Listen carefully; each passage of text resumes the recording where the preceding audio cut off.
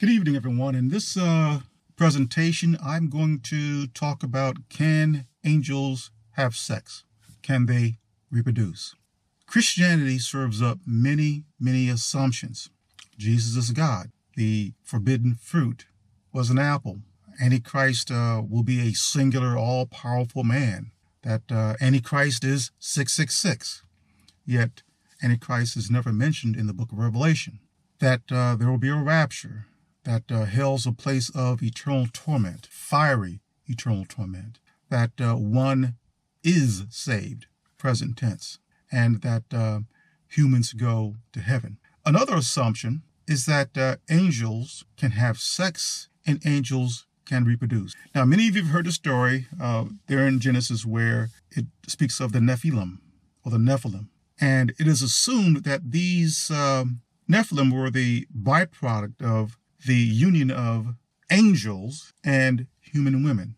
I'm going to share with you some scriptures to show it is not possible for angels to have sex. That would imply that they have internal organs, that they can produce semen, they have sperm. And I'll also explain to you who the Nephilim were. And in a sense, the Nephilim are still around in a symbolic sense.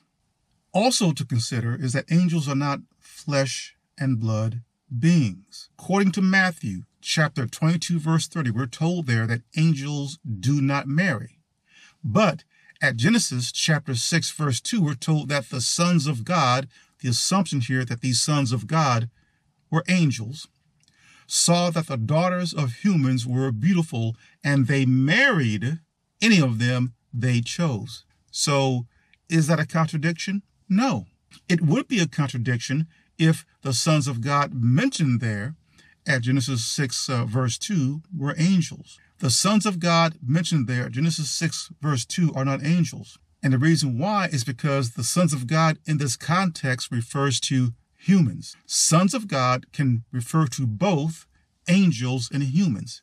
If one reads from Job chapter 1 verse 6, and if you read the footnote there also, and also at Psalms chapter 82 verse 6, those scriptures refer to humans being sons of God. Now I'll place those scriptures right here on the screen. Even Jesus, a man, what was he called?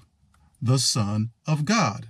So the sons of God there at Genesis chapter 6 verse 2, who saw that the human women were good looking and they married any that they chose, those were human beings.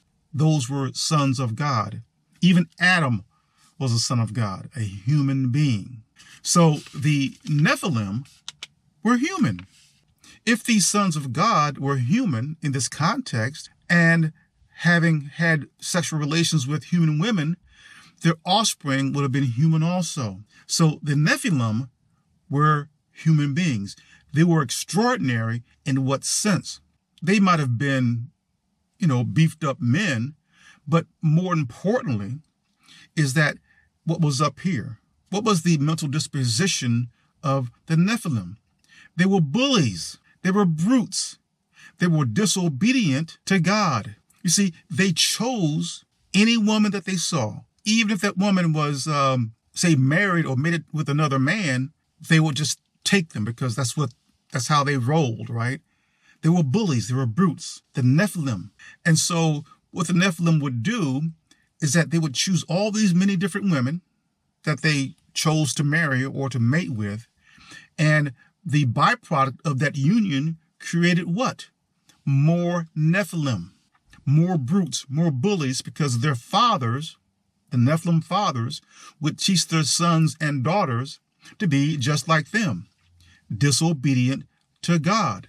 And it's because of that, the earth back then became full of persons who were disobedient to God. They had no respect for their creator. They knew who their creator was, but they just chose to do bad all the time.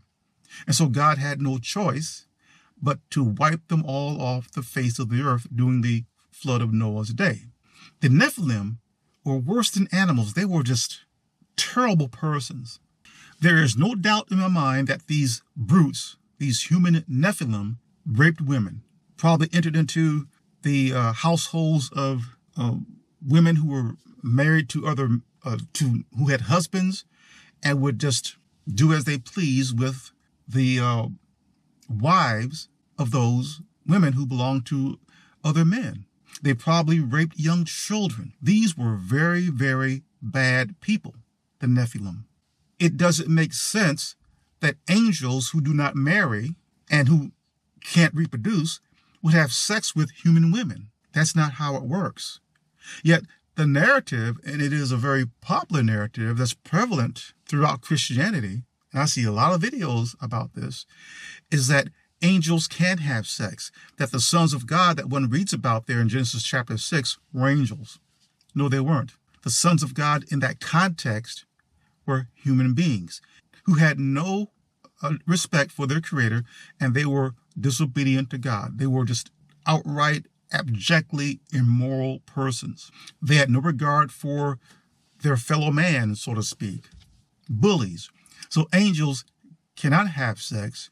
Angels do not reproduce. This is R. Jerome Harris. Thank you for listening.